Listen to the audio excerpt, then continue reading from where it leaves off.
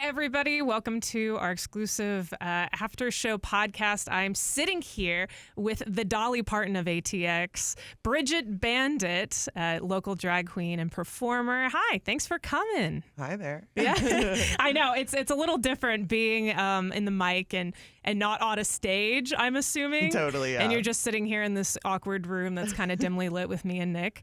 But I'm really excited to have you in today because... I'm going to wager that she's better at this than you, Emily. Me? Me? Yeah. She said two me words. As well. Me as well, probably. So for those who don't know, Brigitte, you testified in front of the House or Senate or... The Senate committee, yeah. Yeah, Yes. about the Texas anti-drag bill. Uh-huh. And you went a little viral for that. Mm-hmm. And so I want to talk to you about that. But first, just...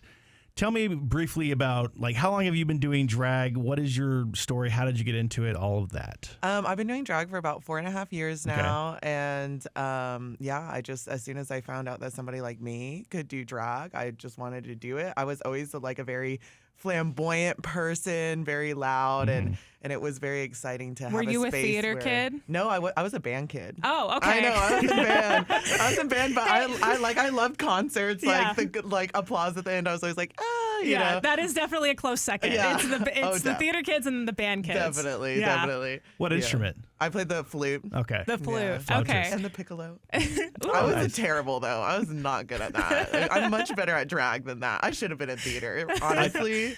One time before a concert, they were like, don't actually play. Pretend like you're playing. Oh, because no. I was that bad. Yeah, I played alto sax for 1 year in sixth grade. And somehow there were three of us, but I was not third chair. I was worse than that. So Yeah. So you know how it is. They're like, hey, go play football. I was like, all right, cool. Good deal.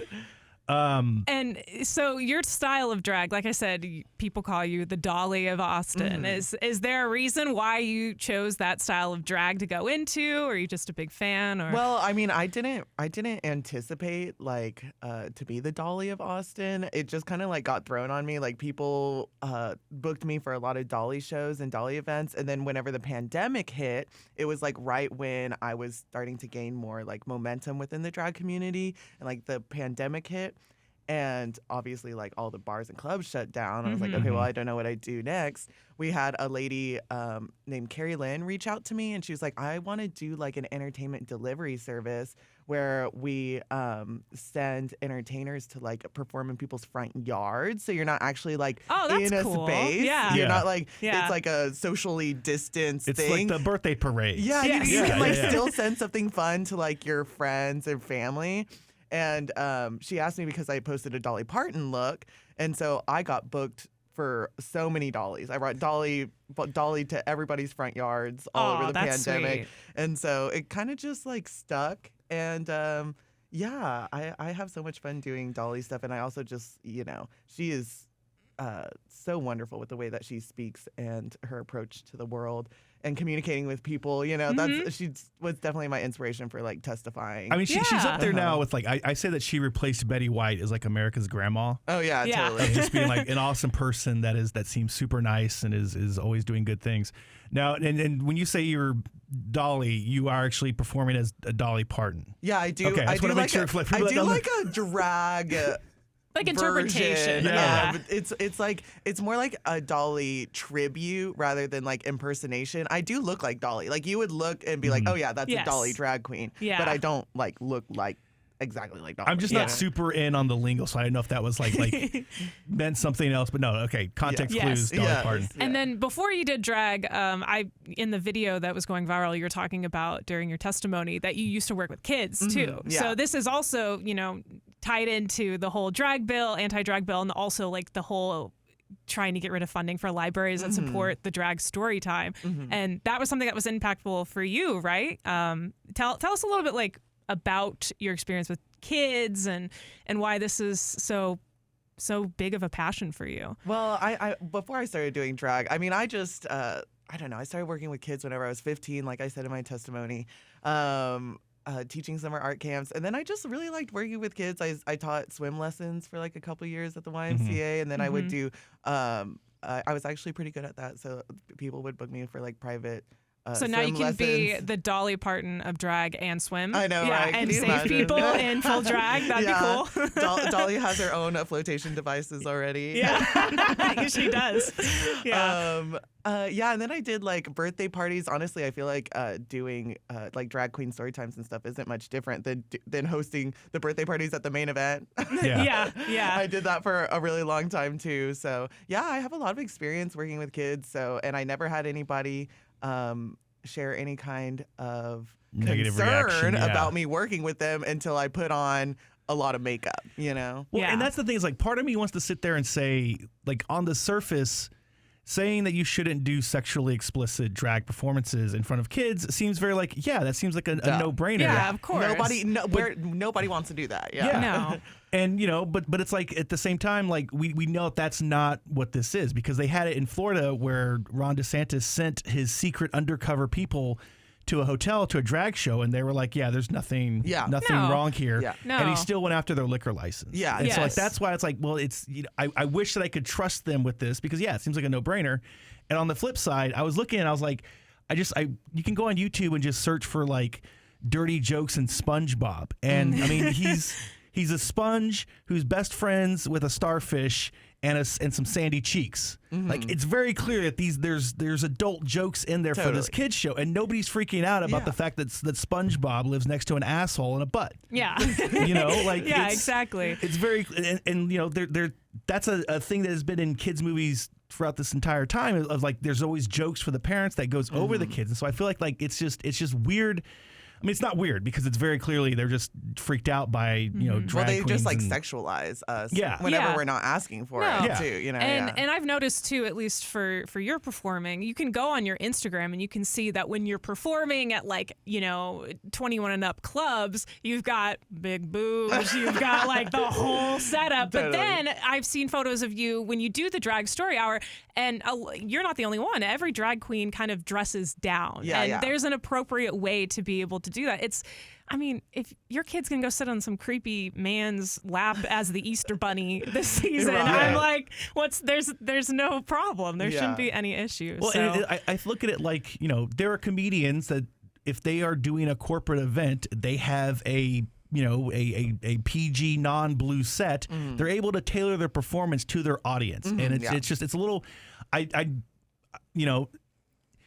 Have there been kids at a drag show that their parents brought them to? Yes, but there's also parents who bring their kids to go see John Wick. Yeah, totally. Yeah, and we're not trying to penalize the theaters and all that. So it's very clearly targeted to this. Yes. Exactly, So yeah. speaking of all of that, can you explain a little bit of like all the different bills that are happening, even like the anti-trans bills that in like a way that maybe audiences that have no idea what's going on right now might be able to understand in a little bit of a layman's terms? I think there's 4 anti-drag bills. The 2 that have been heard that I testified against is one of them is trying to classify any business or venue that hosts drag performances as a sexually oriented business, like the same as strip clubs, and be taxed at the same rate and like fined if there happens to be like a minor in the crowd or anything like that, and anywhere. So that like would definitely limit the spaces that we could do drag. Yeah. Especially Would that with, even include like drag brunches that Exactly. people go Yes. to? Yeah. Yes. At general venues that aren't even queer venues. Yes, Yeah. because it's like even if there's a kid not in the show at any point of time, like at the they wouldn't be allowed at those venues that would have the drag shows, even if the drag shows weren't happening. It's so. Yeah. Oh my God. It's okay. Yeah.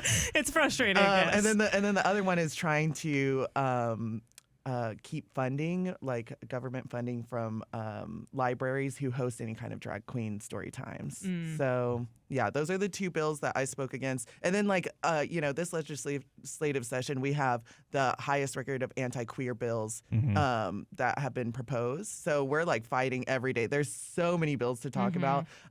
We did just go through the first anti-trans bill where they're trying to keep gender affirming care from minors.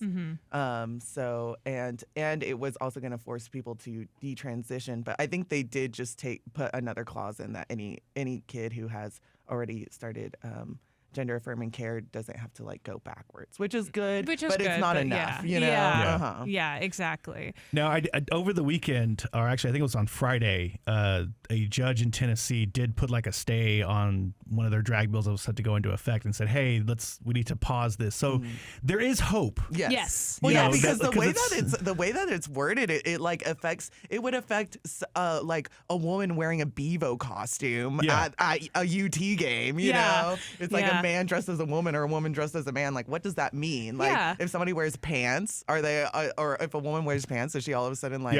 Yeah, like, well, if you ask some of these people that are making these bills, they would say absolutely yes. Don't do that. I mean, but like Quita Brunson was on Saturday Night Live, and she played.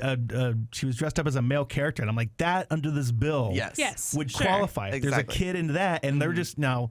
She was playing what they called the Penis Brothers. I don't know if you've seen that or not, but they were just chauvinistic corporate CEOs that eventually got fired and saying, but so it wouldn't be appropriate for kids, but that's what the dangers of these things are so vague. Yes. And that was kind of, I think, what the judge says, like, hey, you need to go back and kind of fix some of this stuff. And even that affects, like you said, like the trans community, because isn't it true that if, there is somebody who was born as a female and they're dressed up as a male because they are trans, and that's how they present themselves, and they're standing on a stage giving a speech about, I don't know, space or just anything. Just doing your job. Any trans doing your performer job. would, exactly. be affected, that would also be under the trans bill, which is automatically like the government doesn't understand the difference. Do a stand-up set, or like, we have like Pink Star, who's like a local trans pop star, and like she would be affected. And by there this would be bill, a too. lot of performers, musicians and things that could not come to Texas to perform because of that either, which. People just don't understand that there's a lot of other things that go into it, and that the bill is so vague and because they want to and keep that's it that why way. the judge struck it down, because it's like, oh my gosh, this is like an obvious, like, it's obviously like targeting people's like basic rights, you know, that we're supposed to have. Yeah, sure. So what got you to get the courage to go out and testify yourself? Because at least I looked at a bunch of different videos. I unfortunately wasn't able to be there, but a lot of the people that were able to go and testify, they either weren't fully dressed up in drag like you were, or they weren't actually drag queens, and they were just, but why exactly did you want to go and testify yourself? Well, I had like I obviously had something to say. Yes. But I had been like tossing around the idea: do I go in drag? Do I not go in drag? Like, would it be more impactful if I went like dressed as somebody who they wouldn't expect to be a drag queen, and then like show a picture of myself? But I kind of know the power that I have, because whenever I'm in drag, like everybody thinks I'm a dude. Yes. And I'm somebody who's born female. Like, I am non-binary, but I'm born female, and within the way that the law describes drag, like, I would not be affected by it, right? And you were dressed up in the same amount of makeup as anybody else who is potentially born male. That is a drag performer. Yes, exactly. Like, the illusion is there. It's so funny whenever I look like a beautiful, gorgeous woman, everybody thinks I'm a man. But I know the power that I have, because I've had like a couple videos go like kind of viral on TikTok, and one of them was like somebody who was like, yeah, it's all fun and games until you realize it's a man in a dress. And for you're me like, performing for kids. I was like, actually, I'm not a yeah. man. You're proving that gender is socially constructed, and the joke is on you. So I kind of knew the power that I had. So I was like, I think I need to do it in drag. Like, I think that like they need to like expect that they know what's going on underneath here, and that's why I didn't reveal that I was female until like halfway through my testimony. And I think that's why you were going so viral, is because a lot of people, like you said, just assume that you would be a man underneath that, and it's a very powerful thing, and it just goes to show drag is art. Yeah. That's all it is. Exactly. At the end of the day. It is, yeah. I mean, the thing for me, and why I basically want to have you on, other than just to make Emily happy about meeting you, is like I feel like a lot of this just comes from fear and not being exposed to drag queens. Definitely. And absolutely. Like, for me, I'm about to turn 40, so like, gay and lesbian, I'm like, whatever, that's fine. Like, I never really told anybody, but like my dad was gay. And so just growing up, I remember when I was like 5 or 6, he just gave me a book, and it was like, hey, here's Daddy has a new friend. And it was like, okay, cool. It's just a different type of love. And it was never a big deal. Yeah. And I remember like one of the biggest memories I have, because he died when I was 21. It's fine, I'm over it. He jokes about it all the time. Yeah. Don't worry. He Yeah. just likes to throw it and make people uncomfortable. No. I want to bring it, but like, I make jokes all the time about how I paid off my student loans with dad money. Yeah.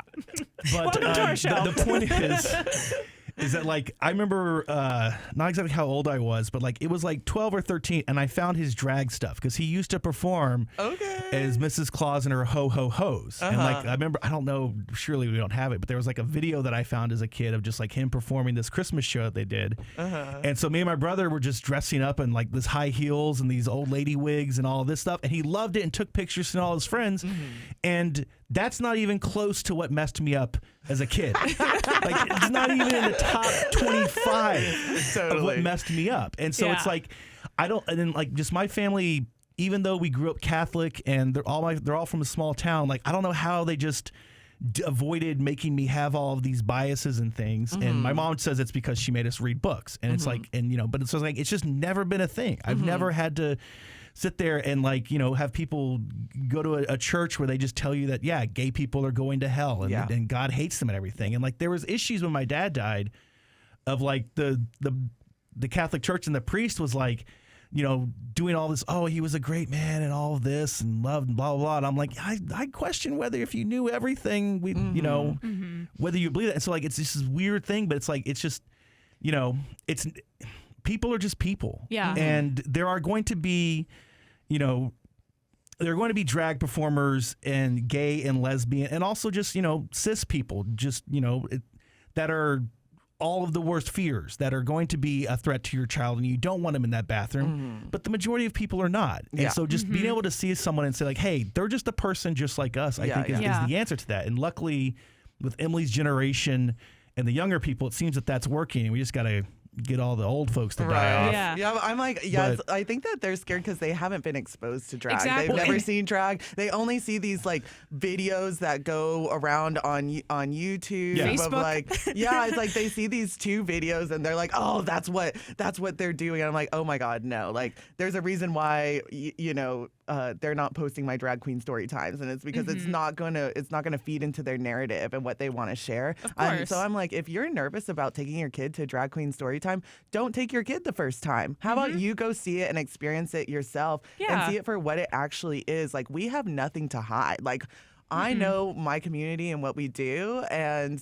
I'm like, come to a show. Come see it. If you're nervous, like obviously, if you're going to go to a drag show at Friday night at 11 p.m. at Oil Can Harry's, like that's not going to be a kid-friendly show. I like to describe it as like, you have your rated R movies and you have your rated G movies. And just because an actor is in a rated R movie, you're not going to express concern about taking your kid to a rated G movie, right? That they're also in. Yes, exactly. That they're also in. Yeah. So, I'm like, come to a show, see what we do. And I think you'd actually have a lot of fun. Like, we're just people too. I think people try to strip us of our humanity when they call us like groomers and pedophiles or whatever. And I'm like, whenever you're targeting us, you're ignoring the real issues that kids are facing. Like, you are perpetuating harm, not only on queer people, but also the children that you're claiming to be protecting, you know? Yeah. No, and it's real. No, and you're right. And exposure is honestly the way that you were able to influence other people to open up their minds a little bit. And it's nice that you, Nick, at least got to experience it. But there's a lot of people your age that never, had that opportunity, including like my mom. She, for the longest time, I grew up Catholic too. And for the longest time, my mom never really mentioned anything about queer people or anything. And it wasn't until I kind of started moving to Austin, and then I started going into the scene and telling her about it, and even like watching RuPaul's Drag Race, which I know is a little problematic, but and it wasn't until I went home one day and made her sit down and like watch an episode. And even though it's reality TV, even though it's just the most palatable form of that art, she still to this day is obsessed. Now she loves drag queens. I've taken her to drag shows. She even for the trans community, that show I Am Jazz. Have you heard of it? No. It's like a TLC reality show about a trans girl named Jazz. Okay. And when I first told my mom about trans people and she was very confused, she, on her own time, just was flipping through the channels, saw I Am Jazz, watched all of it, and then called me one day out of the blue, like months later too, and just out of the blue was like, Emily, I get it. I understand. And all because it's just a stupid reality TV show that was on TLC. And it's because there's nothing to fear, like you said. And exposure is important. Yeah. It's like it humanizes us rather than just seeing us as like weird people. Like we're people just like you. Yeah. You know? Come hang out with us sometime. Yeah. We actually have a lot of fun. I mean, if you look at like, backstage at a drag show, it's going to be very similar to like, when Taylor Swift is out there doing costume changes. Yes. Like there's lots of wigs involved, and like, for me, even though I was exposed to a lot of this as a young age, and it's like and normalized. There still is stuff like Trixie Mattel freaks me out. The makeup style, I'm sorry, like it triggers like this uncanny valley thing. So like that type of drag, like if you're afraid makeup, of clowns, you might be afraid of Trixie yeah, Mattel. yeah. Like so I get it, but at the same time, I'm like, I understand that she's super popular, and like and the show that she had with what was her partner? I can't remember her now, but they had the Katya? YouTube show. Yes, Katya. I liked Katya. Like that show was funny. Yeah, like, it was very funny. Yeah. It's just not for me, but I'm still like, I'm just not going to be like, I'm not going to try to take that away from somebody. No, because her eye makeup freaks me out. Yeah, no, I think I see like people wrestling and stuff. I'm like, who would want to do that? And then and then I remind myself what I do for a living. And I'm like, okay, you know what? To each their own. Yeah, I watch football and I'm like, oh, those people's brains are gonna turn into mush from going at each other. But that's not my thing. Whatever. I'm not gonna tell them to take away football. I don't care. That's their thing. But so what can people do to help? Besides just exposing themselves, like what is it that we as a community or somebody that might be listening to this that is now like, oh wow, my mind has changed. I would like to go out and help the community. What can they do? Well, I think come to a show, come support local drag right now. It's really important. Come experience it and experience like the queer joy and queer expression. It's so powerful and so much fun. If you want to get involved politically, you can follow Equality Texas on Instagram. On Twitter, I'm sure they have everything. Equality Texas, and they post about how to be involved more with like stating your opposition actually in the legislature. So there's like a couple things you can do. You can either testify like I did, but you have to sit there and wait and wait and wait. Like they make it as difficult as possible to have your voice heard. You know. But if you don't have all day, you can always just go drop a card. And dropping a card means like you are stating your opposition, and it gets put in like the record of the bill. So whenever it's moving through the Senate or the House or whatever, they have to look through all of those things, but you have to do it on Capitol Wi-Fi. You can't just, it's like we have a huge state and like only like local Austinites are going to be able to like easily drop cards about these things. I don't understand why they make it so difficult. But if you have time during like your lunch break or something, see if there's any bills that need a card dropped on them and go drop a card. It's really fast, honestly. You just you don't even have to go inside. You can just sit outside and use their Wi-Fi. Yeah, as long as the Wi-Fi is working properly. Of course, the Wi-Fi wasn't working that great whenever we were talking about the anti-drag bills. But you can drop a card easily from outside too. So like you can just pull up, drop a card, and you've done a civic duty for the day. You know. So yeah, there's definitely ways to get involved, and then also I think Equality Texas has a way to like submit a written testimony if you can't make it, and you do want to make sure that your story, your voice is heard as well. And then just personally for you, where is there like a regular place that you perform at, or just feel free to plug your next shows? I perform all the time. I do drag full time, so I perform Friday nights at Oil Can Harry's, Saturdays at Coconut Club for Coco Cunts, voted Austin's best drag showcase. Let me just flaunt that for a second. Honestly, that's the most fun show, but it is 21 up. We get crazy. And then on Sunday nights, if you like, it's a cute little like end of weekend show at Cheer Up Charlie's every single Sunday called Cheer Up Charlie's Angels. So I'm there every week, and then I also just do like my own shows that I'll produce, and you can follow me on Instagram for those kind of special events. But yeah. Yeah. Or yeah. you can hire me to go to perform in your front yard. Perfect. Yeah. And what are your handles too? Is it just? It's Brigitte Bandit. It's spelled the fancy way. I was wondering why everybody was calling me Brigitte. Oh, It's Brigitte. Brigitte. There's no T. Bandit. There's a D in Bandit. So yeah, Brigitte Bandit on all socials. Yeah. I had to ask Emily like several times, like, is it Bridget? Is it Brigitte? Like, how fabulous are we I know. getting I with was this? like, she's a cheap girl. Okay, it's just Bridget. It's just Bridget. Yeah, I've heard you do your whole spiel like on stage multiple times. Totally. So I definitely know. But thank you so much for coming in today. Yes, I was yes. very excited to talk to you and just spread the word and stuff. You're a great performer, and that's why specifically I wanted to have you on. I'm so happy that your voice is being heard and that everybody else in the community is, trying to continue to work together and try to smash this bill because Totally. this shit sucks. It does. Bleep that You're out, telling okay? me. You're telling me. like- But thank you so much for having me. Honestly, like sharing this kind of awareness about our community and everything that's happening right now is like so important to me. So I appreciate any platform I'm given. So thank you so much. Absolutely. Thank you for coming in. Yeah, thank you. Mm-hmm. I mean, just for me, it's like I don't have the biggest experience meeting a bunch of drag queens, people that do it, but like everybody I have, it's a fun, joyous thing. It's you want to have fun. It's like I equate it to everybody I know that's like a super into a metal are usually some of the chillest, most positive dude. You think that they're all gonna be like, yeah, the devil, and it's like no, like, that's just no, they're just people. Yeah, they're just exactly. people who enjoy something that is slightly different. And, luckily with drag queens, you don't have to scream as much. Yeah, that's I true. do scream a lot though. Yeah. Well, thank you, Bridget. Thank you so much. Yeah, thank you.